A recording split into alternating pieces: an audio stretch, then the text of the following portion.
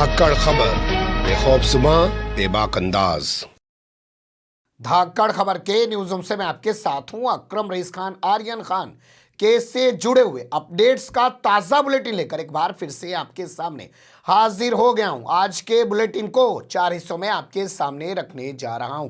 खबर के पहले हिस्से में बात करेंगे कि 10 करोड़ रुपए की ड्रग्स के साथ 2 लोग पकड़े गए हैं, लेकिन ना भोपू मीडिया और उसके दलाल चाटुकार दंगाई पत्रकारों को कोई फर्क पड़ रहा है, ना एनसीबी को कोई फर्क पड़ रहा है, कोई हंगामा कहीं भी नहीं मच रहा है। इसके अलावा खबर के दूसरे हिस्से में बताएंगे कि परमबीर सिंह, जो अभी तक कुछ दिनों पहले तक मुंबई का पूर्व पुलिस कमिश्नर हुआ करता था, बाद में उसको डीजी होमगार्ड बना दिया और उसी के बाद से उसने खुलासा किया कि कैसे सचिनबाजी के जरिए गृह मंत्री अनिल देशमुख 100 करोड़ रुपए महीने की उगाही कर रहे हैं। उस परमबीर सिंह को लेकर सरकार ने क्या बड़ा एक्शन लिया है। इसके अलावा मध्य प्रदेश की एक दिलचस्प खबर आपके सामने रखूंगा, जहां एक प्रशासनिक अधिकारी ने एक बहुत बड़ा खुलासा कर दिया है, जिससे पुलिस की जो धांधलीबाजी है, जो गोरख धंधा पुलिस चलाती है, वो खुलकर सामने आ गया। उसने धमकी दी एक शख्स को और कहा कि जैसे पुलिस वाले फंसाते हैं वैसे ही तुझे फंसाकर जेल में डलवा दूंगा। कौन है अधिकारी, किसको दे रहा है धमकी और किस प्रकरण का ये जिक्र करते हुए धमकी दे रहा है, ये आपके सामने बोलती हुई तस्वीरों की जबानी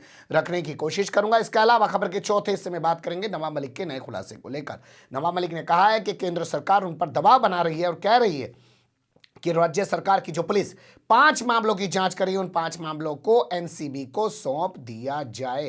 किस तरीके से नवाब मलिक ने प्रेस कॉन्फ्रेंस करके इस पूरे मामले पर अपनी राय रखी है, अपना पक्ष रखा है, वो भी आपके सामने बोलती हुई तस्वीरों की जबानी रखने जा रहा हूं। लेकिन अभी चलते हैं खबर के पहले हिस्से की। खबर के पहले हिस्से में कोलकाता, यानी कि जिसका पहले नाम कलकत्ता हुआ करता था, वहां से आ रही इस खबर की तरफ आपका ध्यान दिलवाना चाहता हूं। कोलकाता पुलिस ने एक इलाका पड़ता है तंगरा थाना पड़ता है, वहां से 2 लोगों को गिरफ्तार किया है। इन 2 लोगों के पास से 10 करोड़ रुपए की कीमत का ड्रग्स बरामद हुआ है। एक बड़ी खेप बरामद हुई है। इसमें से एक शख्स राजस्थान का रहने वाला बताया जा रहा है और दूसरा शख्स इसी पश्चिम बंगाल के उत्तर 24 परगने का रहने वाला बताया जा रहा है। 10 करोड़ रुपए की ड्रग्स के साथ 2 लोग पकड़े गए। क्या ये खबर आपने कहीं देखी है? क्या इस खबर को लेकर कोई हंगामा मचा हुआ है? क्या एनसीबी जांच करने के लिए वहां पहुंच चुकी है? नहीं पहुंची। आपने देखा होगा जो गुजरात है, उसका जो मुंद्रा पोर्ट है जिसको अडानी चलाता है, वहां से 3000 किलो ड्रग्स पकड़ी गई है बाकायदा कंटेनर के साथ। आज तक उस मामले की जांच एनसीबी को नहीं सौंपी गई है, एनआईए को उसकी जांच सौंप दी गई है, जैसे वो मामला कोई आतंकवाद से जुड़ा हुआ हो। इसी तरीके से इस पूरे मामले पर भी खामोशी बढ़ती जा रही है। अब इसके अलावा खबर के दूसरे हिस्से की तरफ चलते हैं। खबर के दूसरे हिस्से में कुछ अपडेट्स आपके सामने रख रहा हूं, फिर बात करेंगे परमबीर सिंह को लेकर। जैसे आप ये पहली खबर दे सकते हैं, नारायण राणे Y+ सिक्योरिटी इनकी हटा दी गई है और इनको Z+ सिक्योरिटी दे दी गई। आप समझ सकते हैं, इन्होंने हाल फिलहाल में अभी दावा कर दिया था कि मार्च तक महाराष्ट्र की महाविकास आघाड़ी सरकार गिर जाएगी और महाराष्ट्र में बीजेपी की सरकार बन जाएगी। तो अब इनकी सिक्योरिटी टाइट कर दी गई। बता दें आपको, इन्होंने जब उद्धव ठाकरे के खिलाफ बयान दिया, जगह जगह इनके खिलाफ प्रदर्शन हुए, मुकदमे दर्ज किए गए और इनको गिरफ्तार कर लिया। हालांकि अदालत से खड़े खड़े इनको जमानत मिल गई। लेकिन अब जब इन्होंने सरकार गिराने और अपनी सरकार बनाने का दावा राजस्थान के जयपुर में बैठकर किया, तब से मामला और टाइट हो गया। इसलिए इनकी सिक्योरिटी को भी टाइट कर दिया गया है कि कहीं फिर से एक बार जो राज्य की पुलिस है वो केंद्र के मंत्री को ना पकड़ ले, जेल में ना डाल दे। दूसरा अपडेट आपके सामने रखें, कल था शुक्रवार यानी कि जुमे का दिन, तो हाईकोर्ट से मिली जमानत के नियमों के मुताबिक, शर्तों के मुताबिक आर्यन खान, अरबाज शेख मर्चेंट और इसके अलावा मुनमुन धनेजा एनसीबी के ऑफिस पहुंचे। वहां पे उन्होंने अपनी हाजिरी लगाई है। लगातार पिछले 3-4 हफ्ते से ये लोग अपनी हर शुक्रवार को हाजिरी लगा रहे हैं। बात करें परमबीर सिंह की, तो परमबीर सिंह को गृह मंत्री दिलीप वलसे पाटिल ने मुख्यमंत्री के आदेश के मुताबिक टर्मिनेट कर दिया, बर्खास्त कर दिया है। बता दें आपको, जब से उसके खिलाफ मुकदमे दर्ज हुए थे, वो सस्पेंड यानी कि जो है निलंबित चल रहा था, अब उसको टर्मिनेट यानी कि बर्खास्त कर दिया गया है। लेकिन बड़ा सवाल ये पैदा हो रहा है कि जिस सचिन वाजे का नाम लेकर परमबीर सिंह ने अनिल देशमुख पर आरोप लगाया था कि वो 100 करोड़ की उगाही कर रहे हैं, उस सचिन वाजे को अभी तक टर्मिनेट यानी बर्खास्त क्यों नहीं किया गया? आखिर सरकार उस पर इतनी मेहरबान किया, या ये सरकार परमबीर सिंह को तो टर्मिनेट कर रही है और सचिन वाजे को टर्मिनेट ना करके उसको मैसेज देने की कोशिश कर रही है और उसके जरिए वापस परमबीर सिंह पर कोई बड़ा आरोप लगवा सकती है या कोई बड़ा खुलासा करवा सकती है। तमाम तरीके की चीजें पर्दे के पीछे हो सकती हैं। बता दें आपको, भी हाल फिलहाल इन दोनों को यानी कि सचिन वाजे को और परमबीर सिंह को चांदीवाल आयोग में पेश होना था। ये वहाँ पहुँचे और बाद में खबर आई कि इनको वहाँ अलग से पर्सनल अकेले में बैठकर बात करने का मौका भी दिया गया, जिसकी जांच मुंबई पुलिस ने शुरू कर दी और उस मामले में भी एक्शन लिया जा सकता है कि आखिर वो कौन लोग हैं जो इन दोनों आरोपियों को आपस में बैठकर बात करने की इजाज़त दे रहे थे। तो ऐसे में सवाल यही है कि एक को टर्मिनेट कर दिया गया, दूसरे पर भी कोई एक्शन नहीं लिया गया है। क्या कुछ चल रहा है? तीसरी तस्वीर देख लीजिए।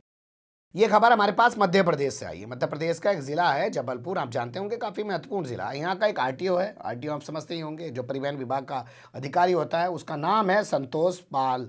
वो अपने घर में या अपने ऑफिस में कहीं धूम में बैठा हुआ है कुर्सी पे, तभी उसके पास एक शख्स जाता है और उसका कोई मामला है, ये ऑटो वाला है, इसके कुछ कागजात का रजिस्ट्रेशन हो रहा है या दोबारा जो है उसमें कोई दिक्कतें हैं, उसमें कुछ सुधार होना, ये तमाम चीज़ें उसकी हैं। वो वहाँ जाता है तो ये यहाँ पे संतोष पाल जो आरटीओ वो कहता है, सुन ले ढंग से, जैसे पुलिस वाले फर्जी तरीके से चाकू लगा के किसी को भी जेल में डाल देते हैं, वैसे ही मैं 100 ग्राम गांजा लगवा के, चर्च लगवा के तुझे जेल में डलवा दूंगा।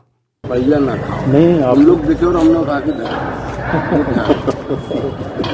सीधी बात हम बता दे रहे हैं। अब तुम्हारा एक बार बता दिए, बार बार नहीं। अभी रोड पे दिखे तो क्या होता है कि पुलिस को किसी को मुलजिम बनाना होता है ना, तो चक्कू खरीद एक दुकान से उठाता है, तुम्हारी जेल में रख देगा और चौंके सामने लगा देगी। तो हम भी 100 ग्राम गांजा रखेंगे और तुम्हारी गाड़ी में रख के तुम्हें जेल में भिजवा देंगे, समझ गए? जाओ, हम भी 100 ग्राम गांजा रखेंगे और तुम्हारी गाड़ी में रख के तुम्हें जेल में भिजवा देंगे, समझ गए? जाओ।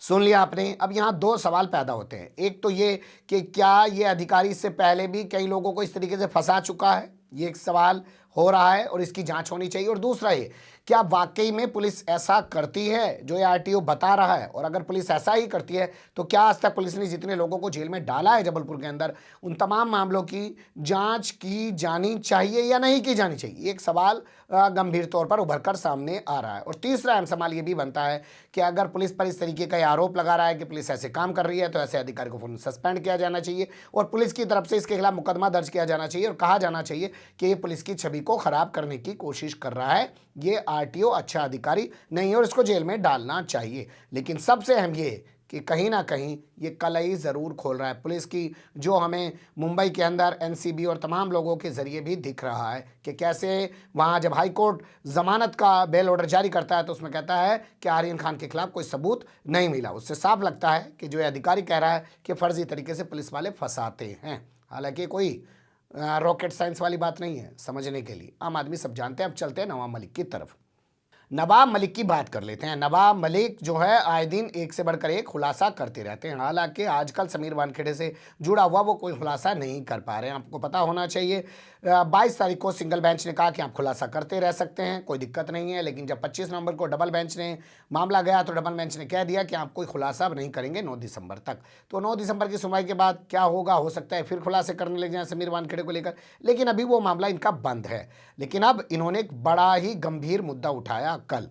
इन्होंने कहा कि एक डिपार्टमेंट है जो स्टेट गवर्नमेंट का डिपार्टमेंट होता है भाई, एनसीबी, यानी कि वो तो नेशनल टीम हो गई एक तरीके से, नेशनल नारकोटिक्स कंट्रोल ब्यूरो, और इसके अलावा नेशनल टीम हो गई वो, या नेशनल विभाग हो गया वो, और इसके अलावा एक होता है एंटी नारकोटिक्स ब्यूरो। ये विभाग राज्य सरकार के अधीन काम करता है। नवाब मलिक का बहुत बड़ा आरोप है। उन्होंने कहा है कि एनसीबी के डीजी ने मुंबई के पुलिस कमिश्नर को पत्र लिखा और उनसे कहा है कि 5 ऐसे मामले जो आपकी पुलिस जांच कर रही है उनको एनसीबी को ट्रांसफ़र कर दिया जाए। उन्होंने कहा वो कौन से 5 मामले हैं, क्या उन 5 मामलों के जरिए और उगाई का धंधा किया जाएगा, वो वाले नाम चाहिए, या 10 ग्राम 5 ग्राम वाले वो मामले हैं उनको आप ट्रांसफ़र कराने की बात कर रहे हैं। और आखिर आप कैसे केंद्र सरकार के जरिए, यानी कि सीधे तौर पर अमित शाह पे आरोप लगा रहे हैं कि कैसे राज्य सरकार के अधिकारों का हनन कर सकते हैं, क्योंकि आपकी एनसीबी पे तो लगातार सवाल उठ रहे हैं। 26 मुकदमों की जांच की बात सामने आ रही है। आखिर उन मामलों की जांच केंद्र सरकार कब कराएगी जो राज्य सरकार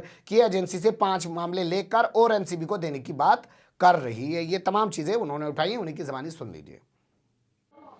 डीजी एनसीबी का लेटर जो 24 नवंबर को डीजी महाराष्ट्र को लिखा गया कि अमित शाह जी के डायरेक्शन है कि टॉप 5 केसेस जो एंटी नारकोटिक सेल ने किए हैं वो एनसीबी को हैंडओवर किया जाए। हम पूछना चाहते हैं कि टॉप केसेस की क्राइटेरिया क्या है, 2 ग्राम, 4 ग्राम या 3 टन। पहले ये बताए कि क्या क्राइटेरिया होगा टॉप केसेस का। क्या क्राइटेरिया यह होगा कि जिसमें सबसे ज़्यादा पब्लिसिटी की गई। जब राज्य सरकारों का अधिकार है, राज्य सरकार अपनी यूनिट के जरिए कार्रवाई करती है। जितना एनसीबी ने काम किया उससे ज़्यादा हमारे एंटी नार्कोटिक सेल ने काम करने का काम किया है। अगर आपकी यूनिट है, आप काम करिए, काम नहीं कर पा रहे हैं तो यूनिट बंद कर दीजिए। किस लिए केसेस ट्रांसफ़र करना चाहते हैं? क्या राज्य सरकारों का अधिकार ख़त्म करना चाहते हैं, या जो उगाही का धंधा एनसीबी में चल रहा था 5 केसेस के जरिए और उगाही करनी है क्या? ये सबसे बड़ा सवाल है। हम हमारा काम कर रहे हैं, आप अपना काम करिए।